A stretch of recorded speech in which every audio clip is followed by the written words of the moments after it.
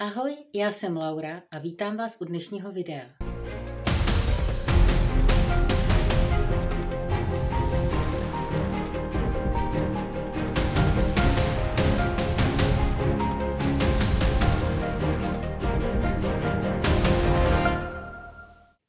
Dneska si povíme, co jsme navštívili první den odpoledne. Byl to zámeček Archteten.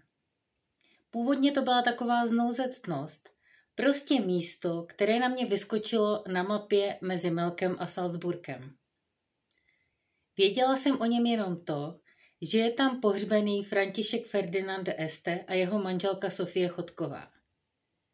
A bylo to první z mnoha překvapení na naší cestě. Archteten leží asi jenom půl hodiny od Melku a když jsme tam dojeli, do kopce pochopitelně, s radostí jsme zjistili, že i tam se dá parkovat zadarmo. Název je spojením slov art, to znamená druh, nebo příbuznost, a Šteten, což znamená lokalita nebo panství. Konkrétní význam je nejasný, ale patrně jde o označení místa s rodovou příslušností. Před zámkem je památník obětem války, jejíž první obětí byl František Ferdinand de Este. Byl postaven v letech 1922 až 1923, tedy v době, kdy ještě nikdo netušil, že další generace bude nucena na něj vytesat další letopočty. V zámku jsme narazili na velký dav o něch volně pobíhajících seniorů, před kterými nás varovala cedule v Melku.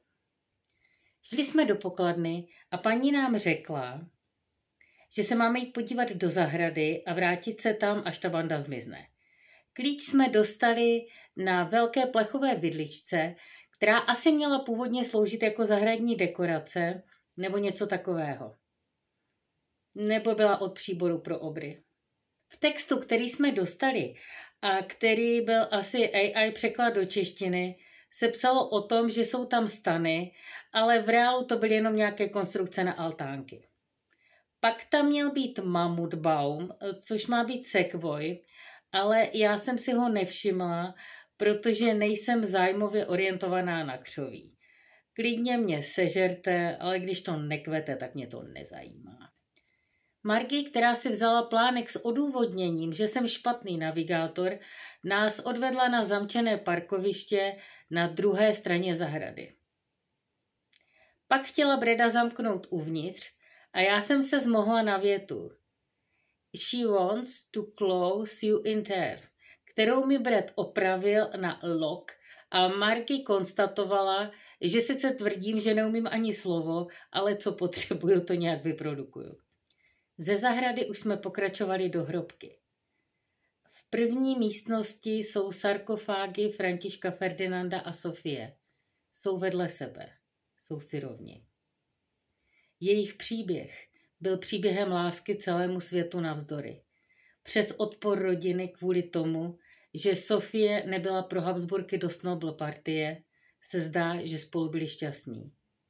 Románoví hrdinové často umírají společně v jeden den a vlastně by to mohl být až pohádkový příběh o princi a popelce, kdyby to celé nebylo tak smutné. Odpor Habsburků byl tak silný a jejich kostnatělost tak nesmiřitelná, že nejenže jim nikdo nepřišel na svatbu, ale Sofie ani nemohla být pohřbena v císařské hrobce ve Vídni a během pohřbu byla její rakev o schod níž než Františkova. Tomu se říká nenávist až za hrob. Dodnes to má hořkou pachuť a jejich smrt je o to smutnější, že k ní došlo na výročí jejich svatby. Nicméně František Ferdinand chtěl ze Sofii zůstat až na věky a tak už za života rozhodl, že chce být pohřbený vedle ní v Archtetenu. Na náhrobku je nápis Verbunden durch das Band der Ehe, vereint durch das gleiche Geschick. Svázání svazkem manželství, spojení stejným osudem. V další místnosti jsou pohřbeny jejich děti a další generace potomků. A zjevně se tam pohřbívá dodnes, protože poslední náhrobek měl datum 2023. Myslím, že kdyby to František, Ferdinand a Sofie mohli vidět, byli by spokojení, že jsou spolu a mají kolem sebe své děti a vnoučata a pravnoučata a že je celá rodina pohromadě. Po prohlídce hrobky jsme pokračovali do muzea. Ve vstupní hale je vystaveno auto, ve kterém byli v Sarajevu zastřeleni. Grev a Štip Double Phaeton z roku 1910, kdyby byl někdo znalec. Ale tohle je jenom kopie, originál je ve Vídni. Taky je tam malý model toho auta.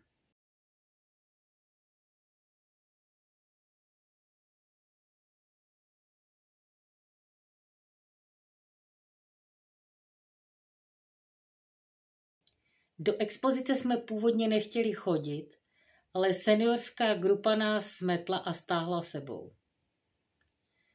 V expozici jsou posmrtné masky zavražděných manželů, jsou tam dobové mapy a dokumentace z cesty do Sarajeva a je tam zmapován průběh atentátu.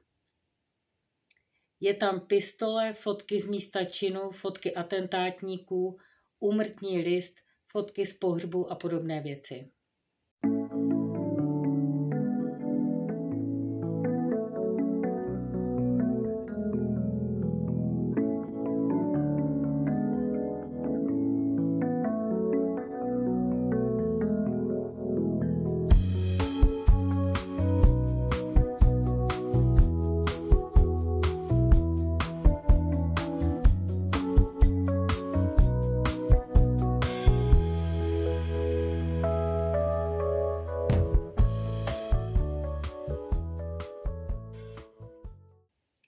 Opatrovýš je přes půl stěny šuslisté střelecká listina nebo střelecký seznam, na kterém jsou zaznamenané následníkovy úlovky.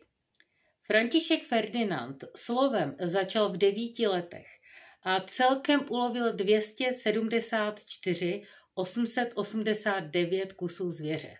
Jeho denní rekord byl 2763 racků chechtavých v roce 1908. Jeho lovecká vášeň, nebo spíš posedlost, je dnes považována za patologickou, ale spíše byl prostě produktem své doby, tak jako my všichni. Margy mi kromě toho řekla, že v těch seznamech chybí veverka z Yellowstone. Průvodkyně na konopišti jim vyprávěla, že když mu tam zakázali střílet, naštval se tak, že aspoň utloukl veverku klackem. Chudák veverka. Ale nemusí to být pravda. Ale může.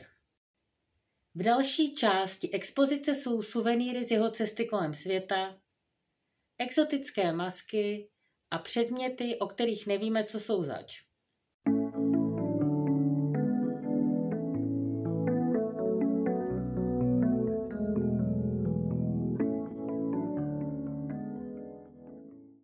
A je tam puška, se kterou v Indii vyhrál sázku o to, kdo zasáhne víc mincí vyhozených do vzduchu.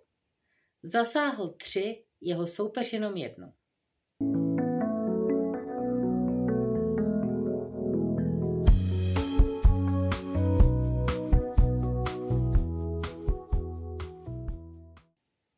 Dále vidíme jeho pracovnu, stůl, křeslo, papíry, mapy, psací potřeby, lampu a domácí telefon.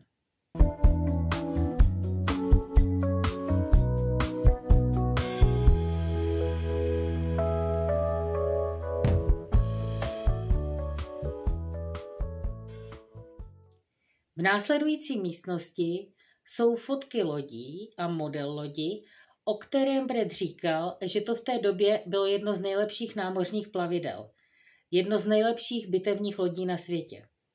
Protože Rakousko-Uhersko mělo 5. nejlepší námořnictvo. Což člověka v dnešní době, kdy je Rakousko vnitrozemský stát, ani nenapadne. Brett nám vyjmenoval ty další státy, které byly na seznamu a které měly silné námořnictvo, ale zapomněla jsem je. Brett se o námořnictvo zajímá, protože sám u námořnictva sloužil. Jenom vím, že na tom seznamu byla Anglie, nepřekvapivě. Pak přišel Sofín pokoj. Byla to hezká pastelová růžová. Byl tam její kosmetický stolek, toaletní potřeby a zrcadlo. Tak jsem se v tom zrcadle vyfotila a doufám, že to nic neznamená. Byly tam její šaty a velký portrét. Byla fakt hezká i z dnešního hlediska. Naprosto chápu, co na ní viděl. Co nechápu, je, co viděla ona na něm. Ale není na mě, abych to soudila. A kromě toho by jim to bylo jedno. Když jim bylo jedno, co si myslí strýc císař.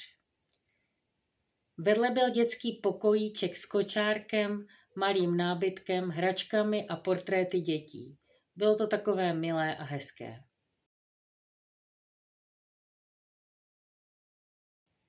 Potom tam byl rodokmen rodiny Hohenbergů, který jsem natočila opravdu mizerně, takže se musím dát fotku. Hohenberg je jméno, které dostala Sofie po svatbě a které dodnes nesou jejich potomci, protože Habsburkové to být nemohli. Pochopitelně, to se nehodilo. Na rodokmenu je i současná majitelka zámku, pravnučka následnického páru Anita z Hohenbergu. Pokračovali jsme do místností s vitrínami plnými osobních předmětů, jako jsou kazety, psací potřeby, obrázky, sošky, taštičky, vějíře, dýmky a knihy.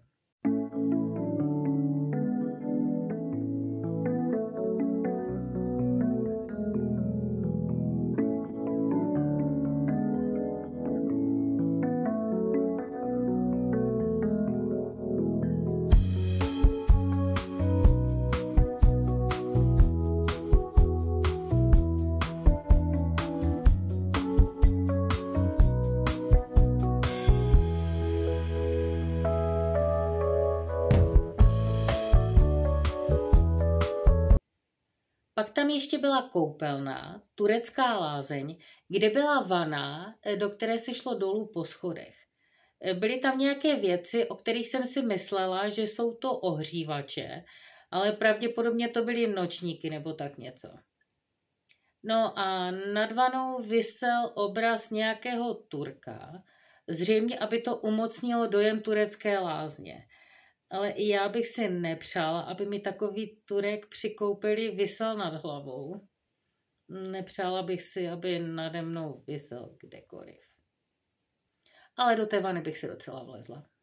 V poslední místnosti byl kulatý stůl s vázou a všude kolem byly fotky. Fotky současných členů rodiny. Byli vyfocení při různých příležitostech. Na svatbách, oslavách, na výletě, na promoci, jenom tak v zahradě nebo doma. Musím zatleskat paní Anitě nebo komukoliv, kdo tohleto vymyslel.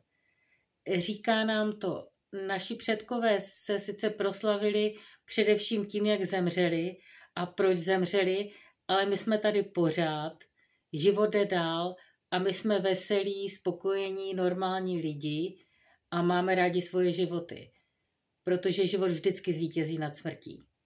Mělo to pozitivní, radostné vyznění a jsem ráda, že jsme nejdřív byli v hrobce a až potom tady, protože takhle jsme odcházeli s dojmem, že by to tak František Ferdinand a Sofie chtěli a že by byli na svou rodinu pyšní. Měli jsme štěstí a zámek, který se obvykle zavírá v 16:30, zůstal otevřený, protože se tam mělo konat divadelní představení. Takže jsme si na terase před zámkem dali Apfelstrudel a když jsem jim ho pochválila, řekli, že byl čerstvě upečený. Taky jsme měli kafe, konečně. Pak jsme jeli domů. Do dnešního domu, což byl penzion Liebling, v obtížně vyslovitelné obci Vöcklabruck. Liebling znamená miláček, proto to tady říkám. Přijeli jsme na náměstí a kriminálním způsobem jsme zaparkovali v diskutabilním zákazu vjezdu. Diskutabilním proto, že tam byly nějaké časy od do, které se nás momentálně netýkaly. Ale stejně jsem tam nechtěla zůstat stát. V recepci penzionu nás naštěstí poslali, že máme objet blok a vjet do dvora, kde máme zůstat parkovat. Takže jsme to s kufry měli opravdu blízko, vlastně blíž, než to máme doma. A moc se nám tam líbilo. Jelikož další zámek je odtud asi jenom půl hodiny a otvírá v 10:30, nemuseli jsme brzo stávat a tak jsme vyrazili na večeři. Margi našla nějakou tradičně rakouskou restauraci, ale tam nám v tuto pokročilou hodinu, bylo už asi 9:30, nabídli jenom dýňovou polévku a tak jsme šli radši o dům dál. Z první pizzerie, do které jsme chtěli jít, vylezly prapodivné živly a tak jsme nezakotvili ani tam. Skončili jsme v jiné pizzerii a dali jsme si pizzu, calzone a laságne. Je tady hodně italských restaurací. Asi proto, že rakouská kuchyň není zrovna vyhlášená. Kromě řízku a ten bez tak mají od nás. No, v pizzerii to bylo fajn, jídlo bylo dobré, jediné, co nás to strušilo, byla banda holek, které tam slavili rozlučku se svobodou a řvali jak paviáni ve škole. A tak jsme šli radši spát. Mějte se jak chcete a čau.